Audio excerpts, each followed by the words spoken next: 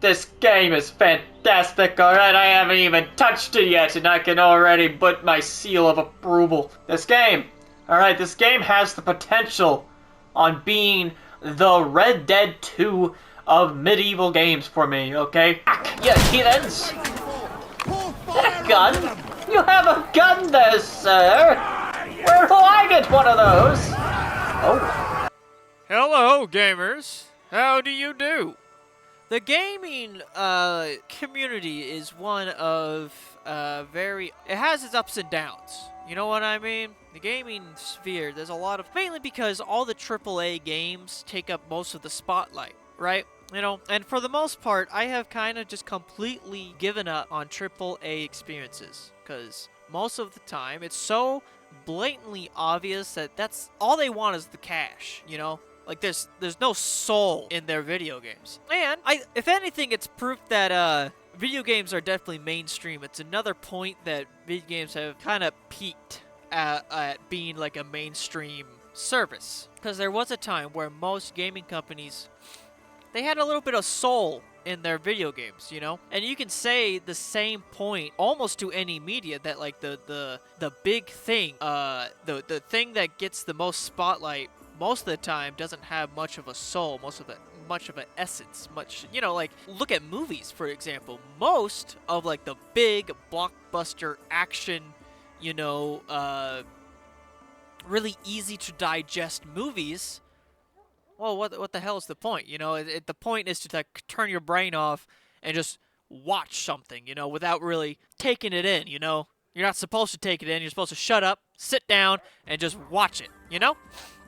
Video games have kind of turned to that, really. And to really get a decent experience out of a video game, you kind of have to go looking, you know? And for the most part, I just kind of stick to my indie games nowadays. I'm getting to that point in my life where I don't care about the new Call of Duty. Like, I don't care about the new Battlefield or, you know, any one of those games anymore. You know, I want to sit back and actually digest what I am consuming.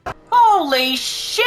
Chest plate, coat, gabson, shirts, gloves, armor, pants, leg armor, boots, spurs, torch, pouch, slot, bags, belt, necklace, ring, dagger, hood, neck guard, helmet, padding, and helmet/hat. Jesus Christ. Kingdom Come Deliverance 2 is... I didn't think I'd experience Red Dead 2 all over again, which is... I know what I just said about mainstream games. Rockstar is one of the few companies that always hits. No matter what, I have yet to play a game, one of their games, and not be disappointed. Rockstar is one of those few companies that, like, it's quality. Their online services are a bit different, but those single-player stories that Rockstar produces is fantastic, okay? And Red Dead 2 is probably still my favorite game of all time, alright? It does make me sound a little bit of a hypocrite what I just said, but my point still stands, okay? Rockstar, solid, alright? And I didn't think I'd be able to experience that again, but here we are. Kingdom Come Deliverance 2, baby. Holy moly. Holy moly. Alright, it's a beautiful game. So far, I'm about 20 hours in, and I just got past, like, a very important portion of the game. You know, I'm not gonna spoil it, but if you know, you know. Alright, I'm treating it like the first time I've ever played Red Dead, where I just completely immerse myself, you know? I'm not galloping everywhere, I'm just, you know, I'm trotting along, I'm seeing everything I can, getting completely immersed. I'm just glad I don't have to hear that fucker talking about the Rattay-Tarney anymore, bro. That actually, I felt like I was losing my fucking mind by the end of the game. Oi, lad! Would you like to make a wager on the Rattay-Tarney? And I just want to talk about my first initial thoughts about the game. This video, I just want to go over how I feel about the game. What so far my experiences, my thought process, and how I feel about this damn near masterpiece of a video game. Now, the first game was clunky as all hell, right? And that was kind of the charm. It kind of reminded me of some of the older RPGs I played in the past, like KOTOR, you know, 1 and 2. It kind of had that clunky charm to it. and a lot of people hated on it for it. But I kind of grew to like the clunkiness. And the first game, to be honest, I think I like this second release more because I didn't really have that high of hopes for it.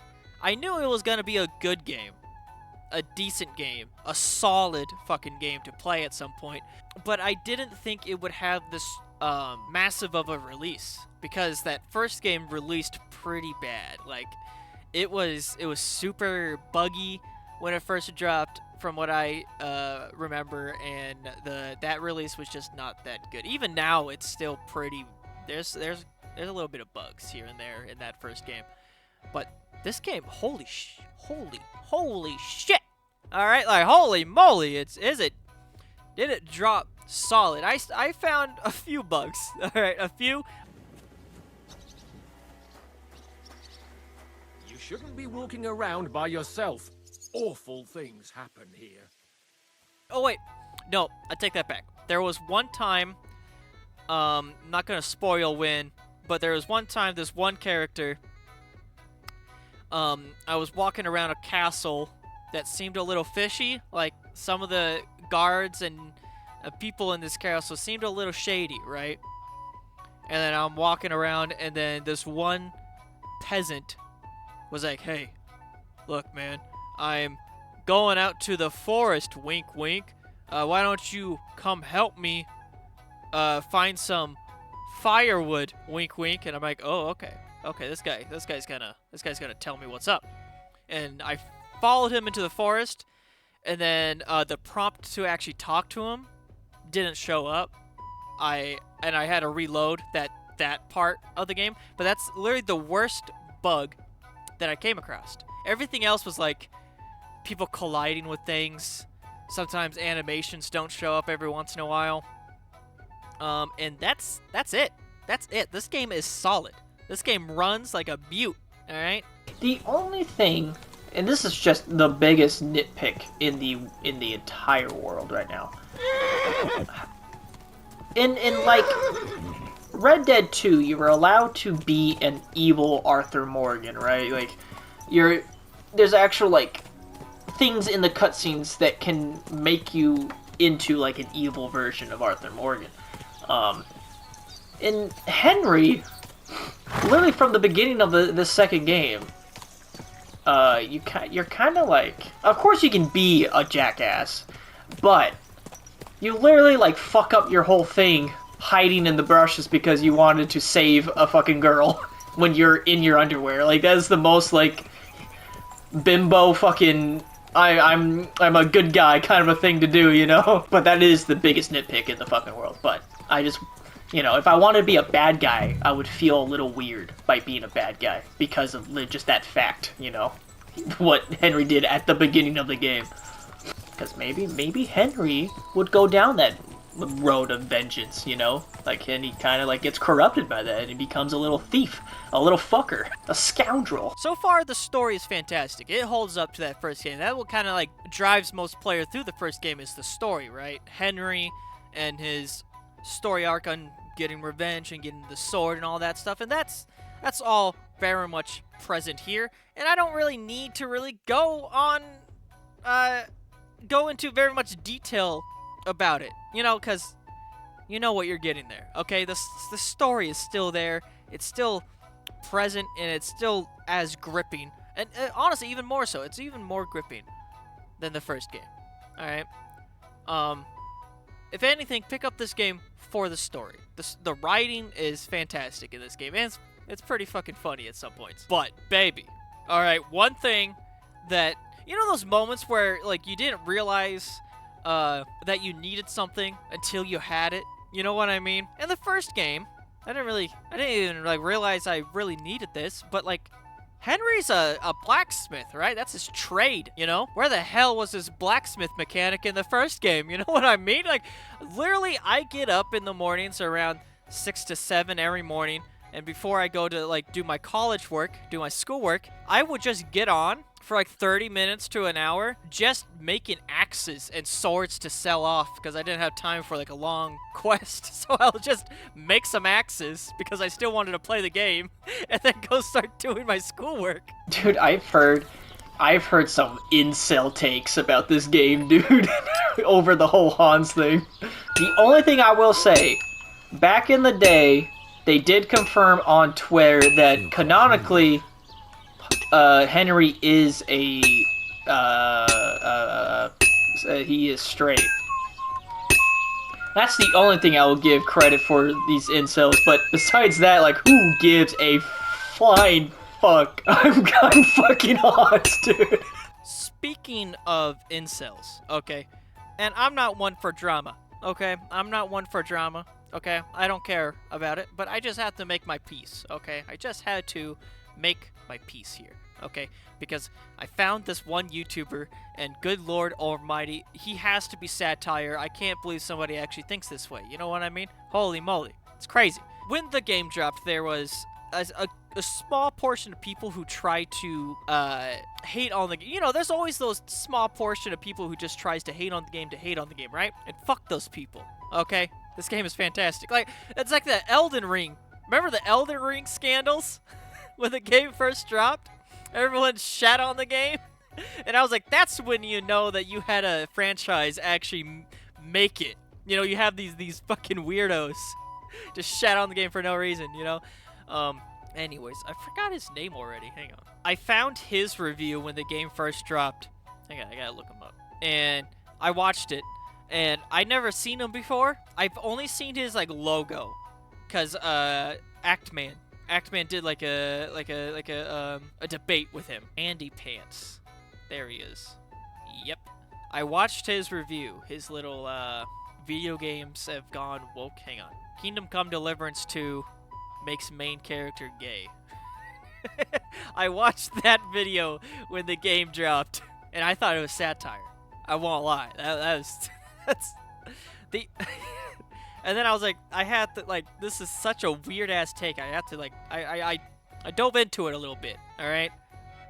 And then I finally, like, watched his debate with Actman and him, and that guy is a silly goose. Alright, that's as much as I'll say about that guy. That guy's a silly Billy. Alright? Good lord. The only point that I say I will agree on, because he said his whole point is that everything is woke these days. Everything is woke these days. They're trying to put wokeness in everything. It's one of those moments where, like, in psychology, we're taught that, like, it's a very basic psychology, I guess, lesson. But like if in a basketball game, let's say, and you're told to pay attention to the ball, right? Just watch the ball. And then after the game, somebody goes, "Hey, did you see the gorilla pass by?" And you're like, "No, I didn't see the fucking gorilla. What are you talking about? I was paying attention to the ball." Right? It's your mind will just pay attention to that thing, right? And I think that's at least a decent point to make here. When you look for wokeness in everything, that's what you're gonna find. I don't think that the analogy really works, but you get my point, all right?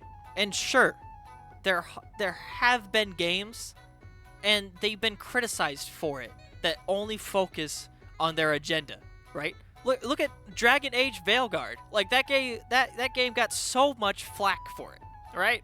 Not every game has that agenda, pal. It could be just a good game that has some gayness in it, because what's wrong with that? Huh? What's wrong with that? Anyways, that's my 2 cents on the matter. Not one for YouTube drama, but I thought it was so silly that I had to say something, okay? Anyways, the game is fantastic. The game is funny. The game is good. The writing is mwah. It's so good. Check it out. All right, check it out. Gives it a look-see. All right, game is very good. I will probably make several other videos as I finish the game, because I didn't want to make a, like, playthrough, because this truly is me experiencing Red Dead 2 all over again, and I didn't want the pressure of recording. I just wanted to experience the game for the first time. I just wanted to immerse myself in the world of Bohemia. I just want to enjoy it for the first time. I might do a playthrough on my second time going through the game, or we'll see. We'll see what happens. Anyways, hope you guys enjoyed this video. And see you all later. Goodbye. Oh, Jesus Christ. I am drinking with the Cumans for 12 hours straight! We're now on an adventure to get more alcohol. And my screen's currently vertical. Okay, now shake its egg. King shall not Greenock. Carry King shall not green ox. Elves all have. I've been waiting for you. What? Wait, what? Wait, what the fuck just happened? You're on the right path, but you have not reached your goal yet. My goal? I think we drank some funky alcohol, dude. Moonshine. That too. But more importantly, your life goal. Hang on, hold on. What the fuck just happened? I was so... One moment I was singing with a cumin in the middle of the woods.